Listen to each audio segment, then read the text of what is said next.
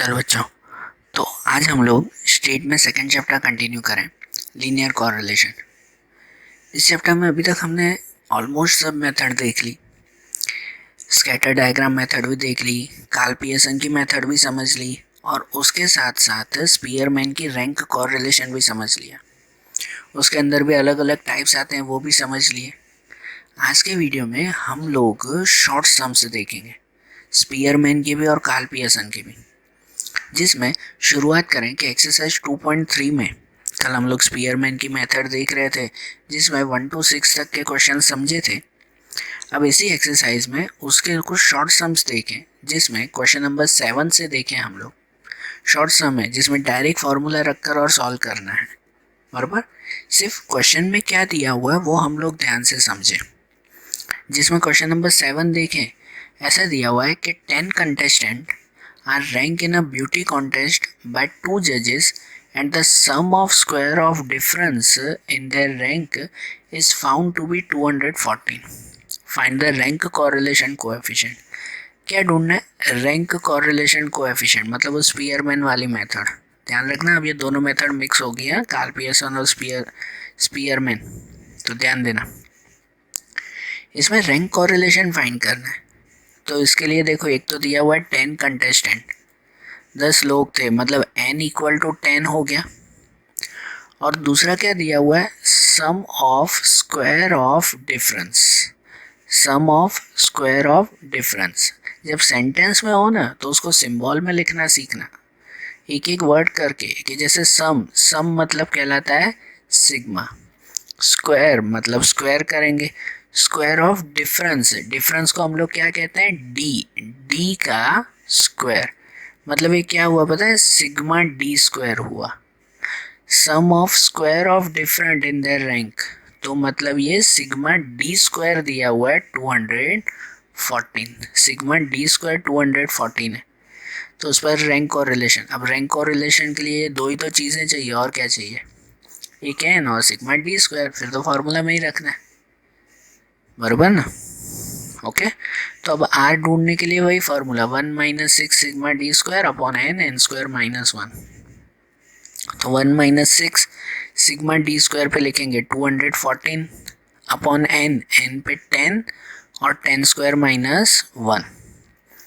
ऊपर दोनों का मल्टीप्लाई 6 और 214, तो 1284, नीचे 10 का स्क्वायर 100 -1, तो ऊपर 1284, नीचे 10 मल्टीप्लाई 100 -1 99। तो यहाँ 1 माइनस, ऊपर 1284, नीचे 10 मल्टीप्लाई 99, तो 990। फाइनली इन दोनों का डिवाइड, 1284 डिवाइड 990, तो 1.30। 1 - 1.30, तो आंसर -0.30। ओके, तो आर मिल गया ना, सीधा सीधा फार्मूला में ही रखना था ना हमें। इसमें आप फाइनल सेंटेंस में लिखो तो भी ठीक है, कि जैसे माइनस में आया तो नेगेटिव कोरिलेशन है, और 0.5 से कम है तो लो डिग्री रिलेशन है। लॉन्ग सम में ऐसे लिखते थे ना, शॉर्ट सम में ऐसा लिखो तो भी ठीक है और न लिखो तो भी ठीक है। ओके, शॉर्ट सम में वो सेंटेंसेस लिखने की ज़रूरत नहीं है, सिर्फ सॉल्व करना। ऐसे ही क्वेश्चन नंबर 8 देखें। इसमें दिया हुआ है कि the coefficient of rank correlation of marks obtained by 10 students in 2 particular subjects was found to be 0.5. Later on, it was found that one of the difference of the rank of a student was 7, but it was taken as 3. Find the correlated value, find the corrected value of a correlation coefficient. अब ये आपका एक correction वाला सम है, और important सम भी टिक करना है ऐसे क्वेश्चन 8 को। ऐसा दिया हुआ है, the coefficient of a rank correlation of the marks obtain bye 10 student. यहाँ पे 10 स्टूडेंट है, मतलब n इक्वल टू तो 10 हुआ। Coefficient of rank correlation was found to be 0.5। इसका मतलब ये रैंक कोरिलेशन पहले ही आपको दिया हुआ है r इक्वल टू 0.5। हम लोग r आखिरी में ढूंढते हैं ना, यहाँ r दिया हुआ ही है 0.5। फिर उसके बाद पता चला कि later on it was found that one of the difference of the rank of a student was 7, but it was taken as 3। आप लोग कैसे वो पूरी टेबल बनाते हो ना लॉन्ग क्वेश्चन में, भाई पहले आपको आर एक्स दिया हुआ होता है, फिर दूसरी टेबल में आप लोग आर वाई लिखते हो, फिर तीसरी टेबल डी की बनाते हो, तो डी में आप लोग उसमें लिखते हो R x minus R Y, तो डी के सब नंबर मिलते हैं ना। इन डी के नंबर में पता चला कि the student was 7 but it was taken as 3, मतलब डी में कोई एक नंबर 7 था जो गलती से 3 लिख दिया, 3 गलत लिख दिया हमने, एक्चुअली उसकी जगह पर 7 आना चाहिए था, ये मिस्टेक हो गई। अब यहाँ डी की लाइन में मिस्टेक, तो उसके बाद वाला डी स्क्वायर में भी मिस्टेक होगी, और उसके बाद आर भी ये 0.5 गलत ही होगा ना। तो इसलिए हमें corrected value of correlation coefficient find करनी है, आर की करेक्ट वैल्यू ढूंढनी है। समझ आया क्वेश्चन कि एक डिफरेंस गलत लिख दिया है तो उस पर से अब करेक्ट आर ढूंढना है। तो इसमें लिखेंगे इनकरेक्ट डी वो 3 है, इनकरेक्ट 3 ना, और करेक्ट 7 होना चाहिए था। सबसे पहले firstly we have to find correct sigma D square, सबसे पहले हमें सिग्मा डी स्क्वायर ढूंढना होगा, करेक्ट सिग्मा डी स्क्वायर, फिर आगे करेक्ट आर ढूंढेंगे।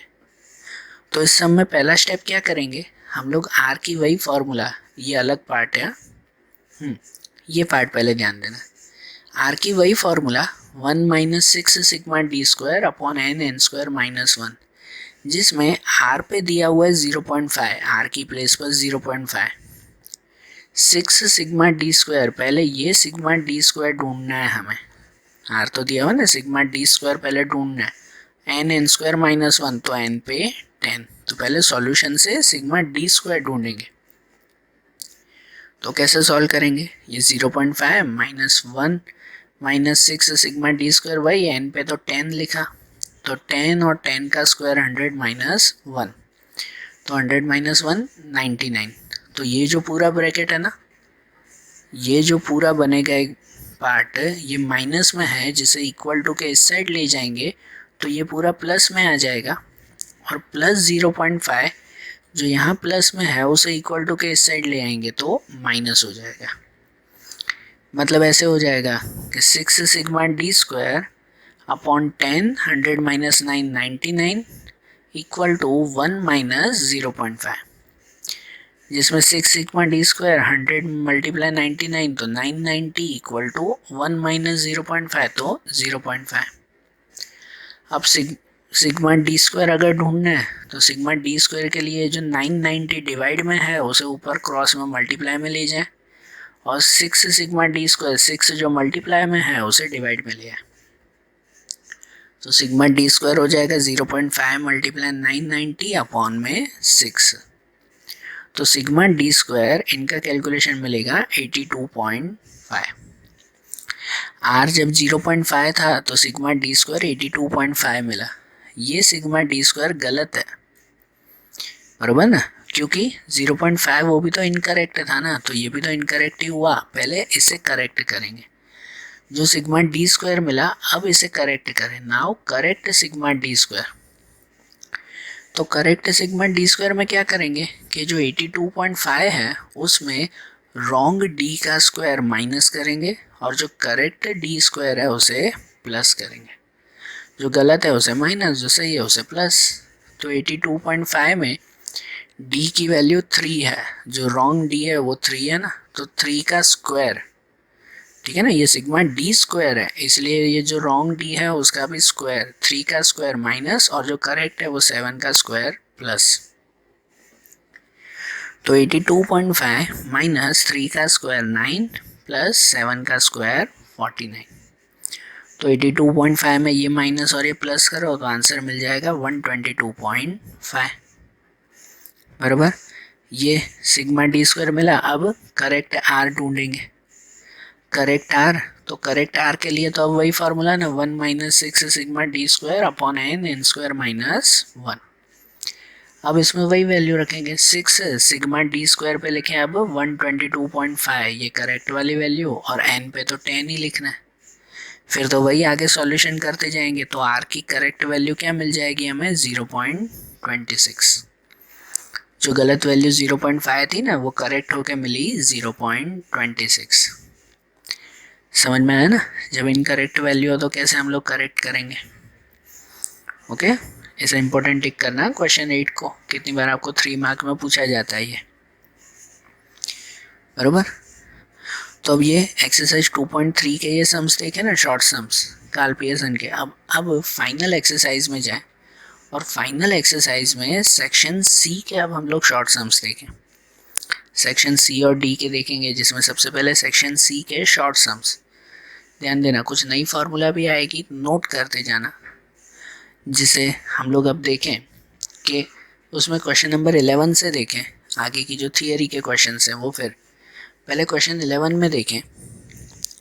उसमें दिया हुआ है find the value of r if covariance of x y equal to 120, s x 12, s y 15। R ढूंढना है, आर कोरिलेशन कोएफिशिएंट। कौन सी मेथड नहीं दिया हुआ है, मतलब कार्ल पियर्सन और स्पीयरमैन दोनों मिक्स हैं अब इसमें, तो इसीलिए कौन सी इन्फॉर्मेशन दी गई है वो चेक करेंगे और ढूंढेंगे कि कौन कैसे ये आर ढूंढे, ये इन्फॉर्मेशन के थ्रू, जिसमें कोवेरिएंस ऑफ एक्स वाई है। तो आप लोग याद करो, आगे के वीडियोस में एक्सरसाइज 2.2 में जब शॉर्ट सम्स देखे थे, उसमें भी कोवेरिएंस की फार्मूला थी कि आर की एक सिंपल फार्मूला आती है जब कोवेरिएंस दिया हुआ हो, कोवेरिएंस ऑफ एक्स वाई दिया हुआ हो तो आर की ये फार्मूला यूज़ करते हैं, covariance x y upon s x multiply S y. Exercise 2.2 के शॉर्ट सम में भी ये था। तो दिया हुआ ये सब, कोवेरिएंस एक्स वाई ऊपर 120, नीचे एस एक्स में 12 और एस वाई पे 15। तो 120 अपॉन में 12 मल्टीप्लाई 15 180, 120 डिवाइड 180 0.67। ठीक है, फार्मूलाज याद करनी है। मैं आपको एक नोट्स भेजूंगा इसके, जिसमें इनके ये शॉर्ट सम्स होंगे, शॉर्ट सम्स की सब फार्मूलाज होगी एक साथ। वो सब फार्मूलाज एक जगह पर अच्छी तरह से लिख के और याद करना, फिर तो इनमें से वैल्यू पुट करनी है। ऐसे ही देखो क्वेश्चन नंबर 12 में भी, क्वेश्चन नंबर 12 में है find the value of r if sigma x minus x bar Y minus Y bar minus 65 है, एस एक्स और एस वाई दिया हुआ है और एन दिया हुआ है 10, बराबर। तो इसके लिए ये आपके आर की एक नई फार्मूला दी गई है, ये नई फार्मूला कि जब sigma x minus x bar Y minus Y बार हो, एस एक्स और एस वाई दिया हुआ है। लॉन्ग क्वेश्चन थे ना, लॉन्ग क्वेश्चन में फार्मूला आती थी sigma x minus x bar Y minus Y बार, फिर अपॉन में x minus x bar square Y minus Y bar square. Long question में वो फार्मूला बनती थी, लेकिन यहाँ x minus x bar Y minus Y बार थोड़ी दिया हुआ है, एस एक्स और एस वाई दिया हुआ है, तो उसके लिए ये शॉर्ट फार्मूला यूज़ करेंगे। ओके, तो आर की फार्मूला बनेगी sigma x minus x bar Y minus Y bar upon N S x multiply S Y. तो ऊपर इन तीनों का मल्टीप्लाई, सॉरी ये पूरे का आंसर वो दिया हुआ है -65, और नीचे तीनों का मल्टीप्लाई एन पे 10, एस एक्स पे 3 और एस वाई पे 4। तो -65 अपॉन में 120, आंसर -0.54। क्लियर? ओके, ये फार्मूला नोट करना। ऐसे ही क्वेश्चन 13 में, क्वेश्चन 13 में है for 10 pair of observation sigma D square equal to 120, find the value of rank correlation coefficient.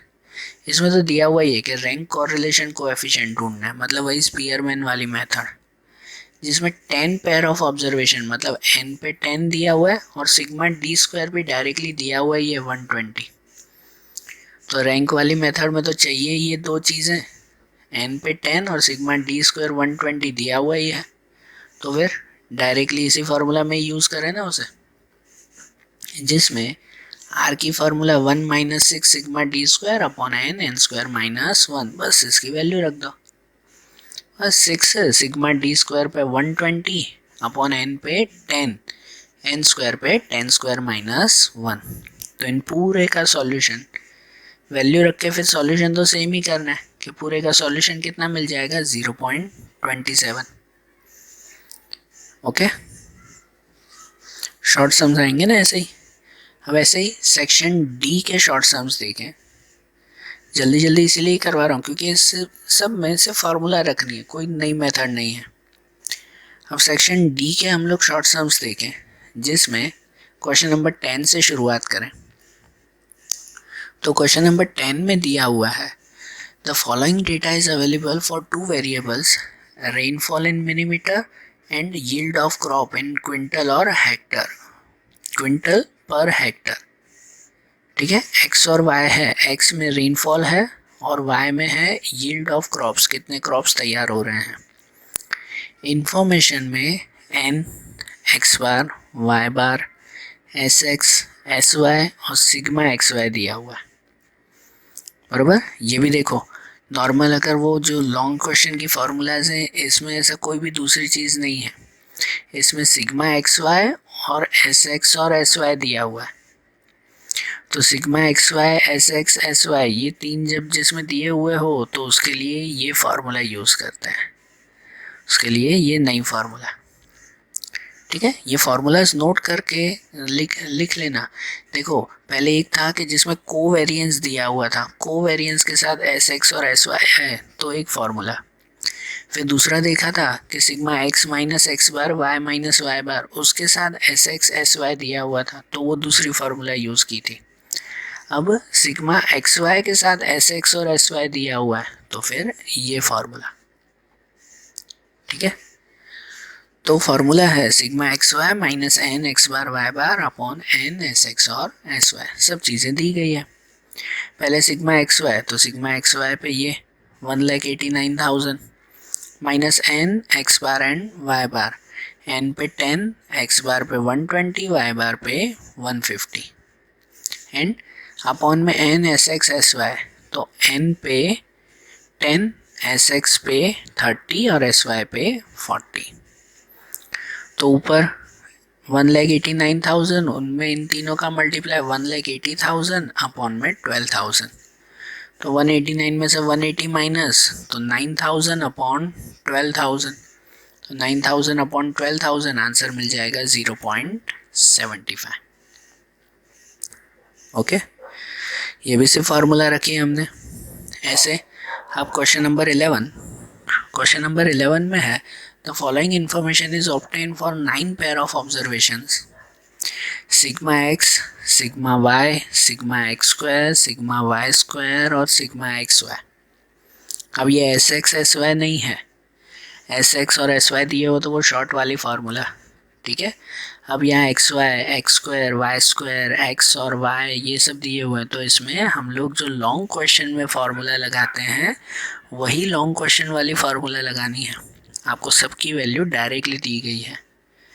याद है ना लॉन्ग क्वेश्चन में जो ये फार्मूला लगाते हैं एक्स वाई की, कि N sigma x Y minus sigma X sigma Y upon root में N sigma X square minus sigma X whole square N sigma Y square sigma Y whole square. देखो आपको है ना सभी फार्मूलाज शॉर्ट सम की हो या लॉन्ग सम की हो, सभी फार्मूला माइंड में तो रखनी है.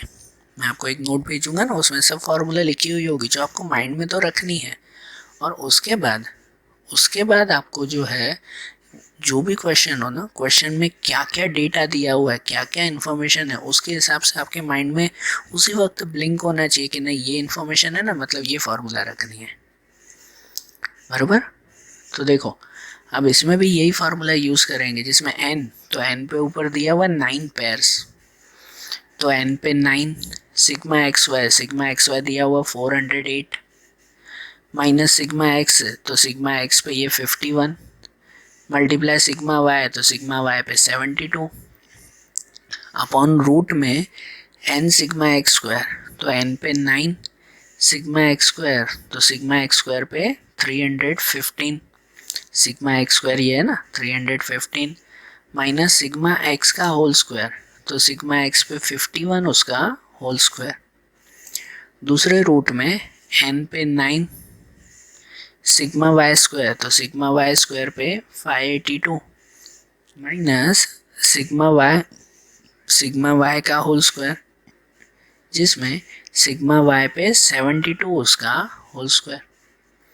अब मल्टीप्लाई, इनका सॉल्यूशन तो हर सम में सेम होगा, बस आगे अब करते जाना है. इन दोनों का मल्टीप्लाई 9 और 408 तो 3672 माइनस 51 मल्टीप्लाई 72 तो 3672 रूट में 9 मल्टीप्लाई 315 तो 2835 माइनस 51 का स्क्वायर 2601 यहाँ 9 मल्टीप्लाई 582, तो 5238 माइनस 72 का स्क्वायर 5184।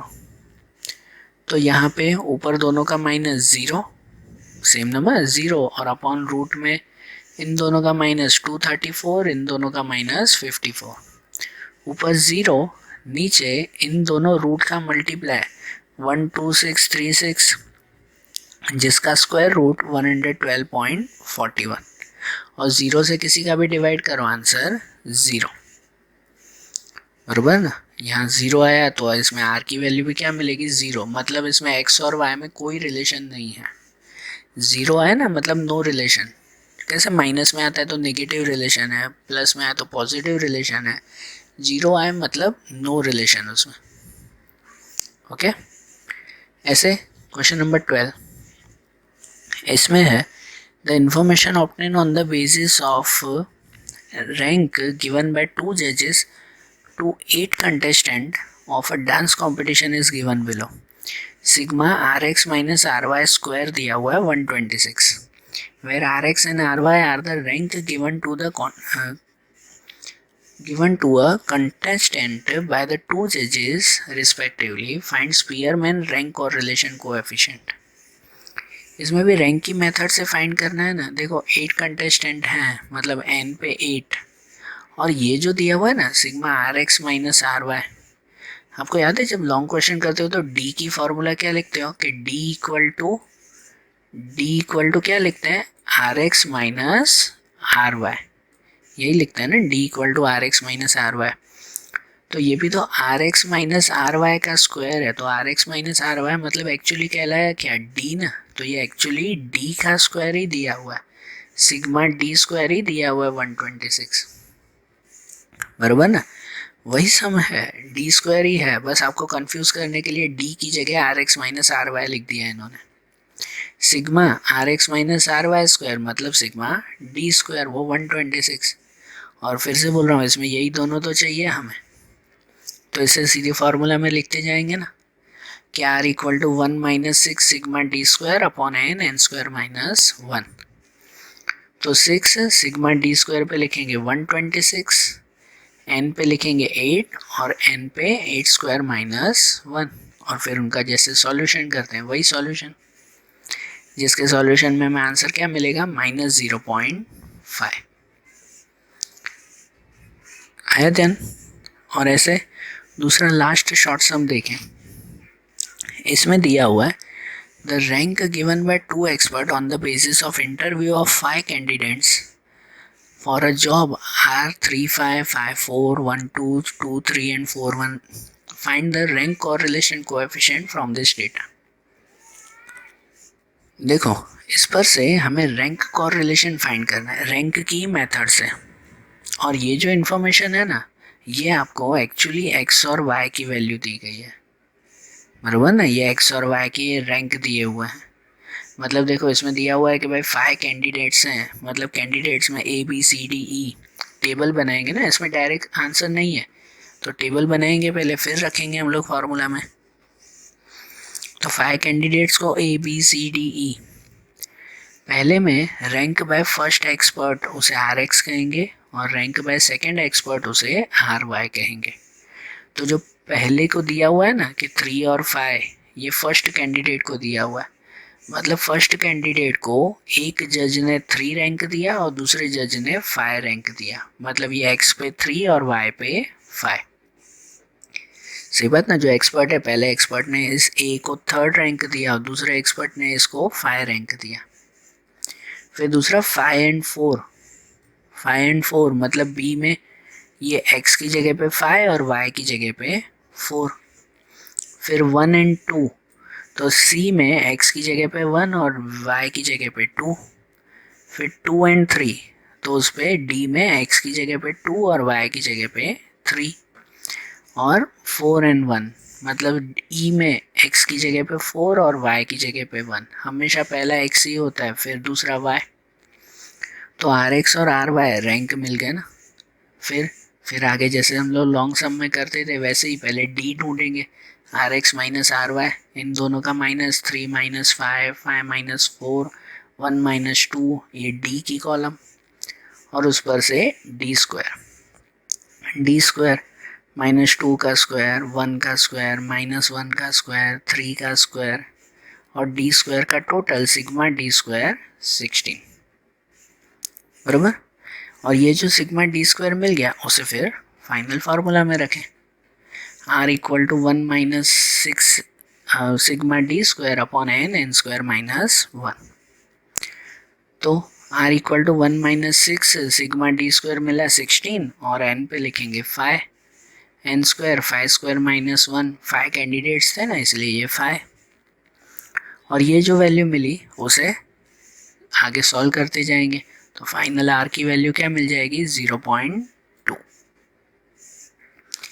ओके, समझ आए आज के ये शॉर्ट सम्स। तो आज जैसे ये शॉर्ट सम्स देखे ना हमने इसके, अब कल चैप्टर का आखिरी पार्ट जिसमें हम लोग लॉन्ग सम्स, कुछ टिपिकल स्पेशल लॉन्ग सम्स देखेंगे, बराबर ना। तो अब चैप्टर का आखिरी पार्ट अब कल के वीडियो में। Okay, thank you.